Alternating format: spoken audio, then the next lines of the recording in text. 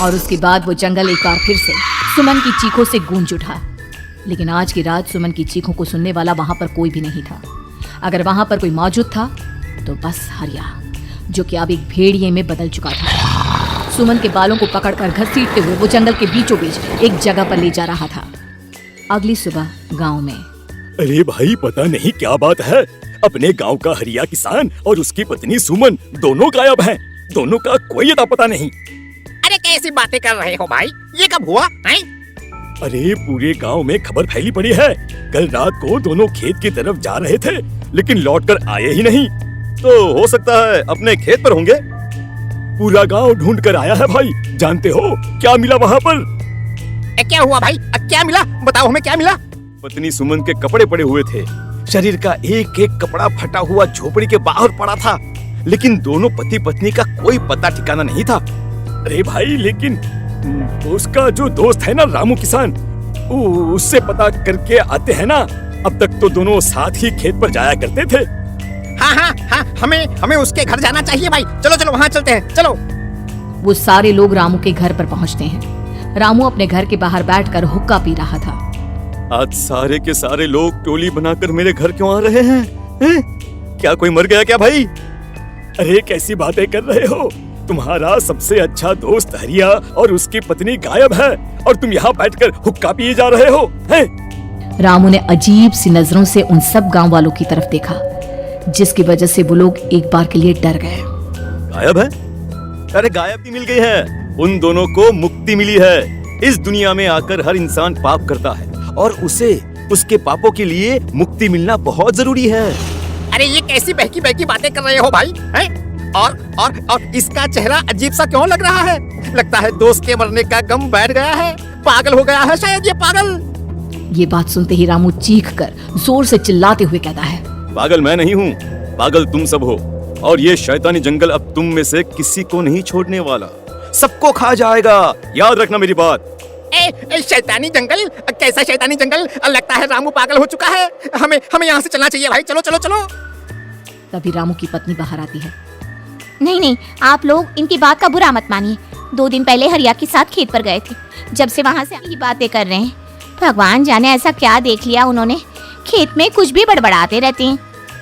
लेकिन गांव के लोगों ने कमला की कोई बात नहीं सुनी और वो सब वहां से चले गए।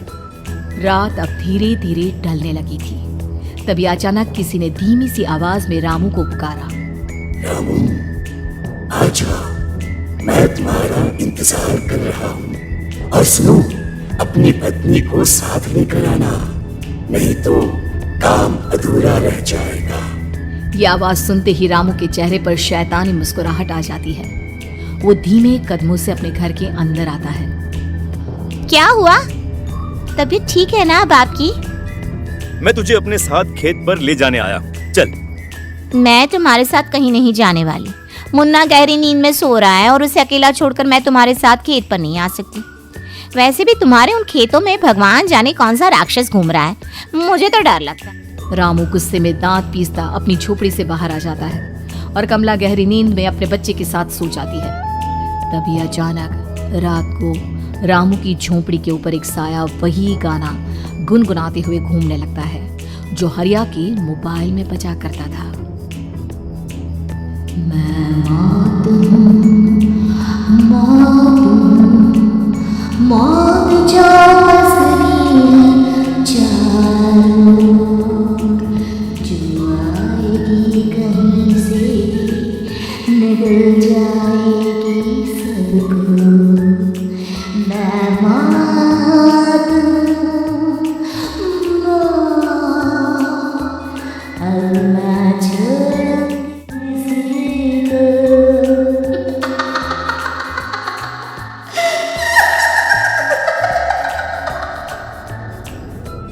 ये आवाज सुनकर रामू की पत्नी कमला की आंख खुलती है और वो देखती है कि उसका मुन्ना अपनी जगह से गायब था। कमला चीखते हुए बाहर दौड़ कर आती है। वहां पर उसने देखा कि रामू ने अपने बच्चे को झोपड़ी के बाहर एक पेड़ से उल्टा लटकाया हुआ था और उसका बच्चा चीख चीख कर रो रहा था। वहीं दूसरी तरफ एक साया बच्चे के ठीक नीचे आग जलाकर उसके चारों तरफ हैवानों की तरफ नाच रहा था।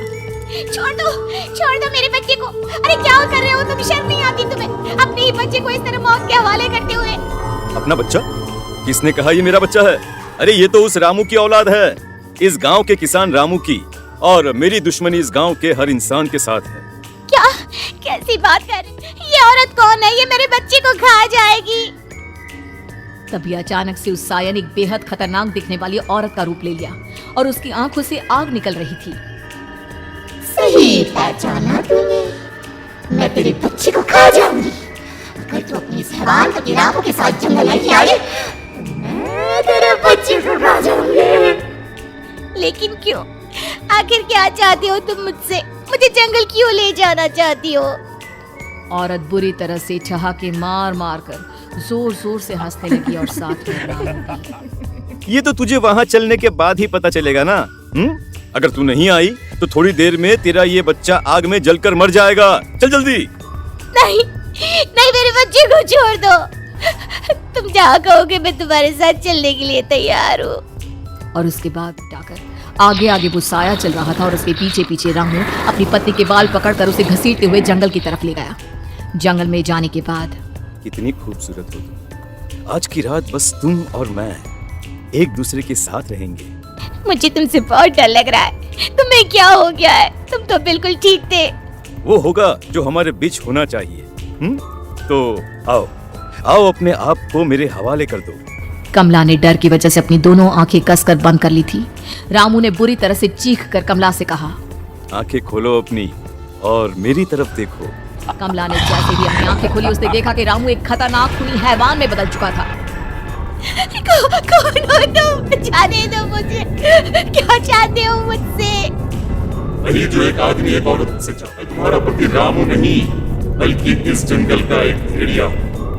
और आज की रात तुम्हारे खून से अपनी प्यास बुझा जाऊं। और उसके बाद वो जंगल कमला की दर्दनाक चीखों से गूंज उठा। अगली सुबह कमला के कपड़े भी जंगल में उसी तरह पाए गए जैसे कि सुमन के पाए गए थे। इस घटना के बाद पूरे गांव में दहशत का माहौल था। अपने माँ बाप की मौत और गांव में हो रहे इस तरह की घटनाओं की खबर सुनकर किशन शहर से गांव लौट आया था। अपने माँ बाप की बेदर्द मौत की वजह से वो बहुत परेशान था। तभी अचानक उसे अपने घर में खाट के नीचे पड़ा हुआ वो मोबाइल फोन मिला जो उसने अपने पापा हरिया को गिफ्ट किया था। अरे कितने प्यार से पापा के लिए मोबाइल फोन लेकर आया था, इसे एक दिन भी काम में नहीं ले पाए। और आखिर कौन है जो गांव में इस तरह की हत्याएं कर रहा है? क्या है इन सब के मुझे पता करना ही होगा, वरना एक दिन पूरा का पूरा गांव खाली हो जाएगा। इस गांव में एक भी जिंदा इंसान नहीं बचेगा। गांव के लोगों की मदद करने के इरादे से किशन अपने गांव से दूर एक दूसरे गांव में बहुत बड़े तांत्रिक के पास मिलने के लिए गया। तांत्रिक बाबा, अब आप ही कुछ उपाय बता सकते हैं। भगवान जाने हमारे गांव को किसकी नजर लग गई है। नजर नहीं लगी है, किसी ने तुम्हारे गांव को बद्दुआ दी है। किसी सताई हुई आत्मा का प्रकोप है और अब वो पूरे गांव में किसी को नहीं छोड़ेगी जब तक उसकी आत्मा को शांति नहीं मिल जाती। अरे लेकिन ऐसा कौन है बाबा? किसकी आत्मा है और कैसे मिलेगी उसे शांति? मौत है, मौत कहीं से भी आएगी और सबको निगल जाएगी। इससे बचने का सिर्फ एक ही उपाय है, लेकिन उस उपाय को करना आसान नहीं। जो भी उस उपाय को करने की कोशिश करेगा उसकी जान जा सकती है। भले ही मेरी जान चली जाए, लेकिन मैं अपने गांव के लोगों की जान बचाने की पूरी कोशिश करूंगा बाबा। तो ठीक है, फिर अगली अमावस की रात जैसा मैं कहता हूँ वैसा ही करना। अमावस की रात तांत्रिक के बताए अनुसार किशन अपने साथ केरोसिन लेकर जंगल की तरफ चल पड़ा। उसके हाथ में देवी के मंदिर का सिंदूर भी था। किशन जंगल के बीचों बीच पहुंचा। ये देखकर उसकी आंखें फटी की फटी रह गई। वहां एक उबलते पानी का तालाब था और कई लोगों की लाश लटक रही थी। किशन की माँ बाप की लाश भी वहीं थी। माँ, बापू, क्या हो गया? ये क्या हो गया? तभी वहां पर एक औरत और आदमी आते हैं। उन्हें देखकर किशन चौंक जाता है।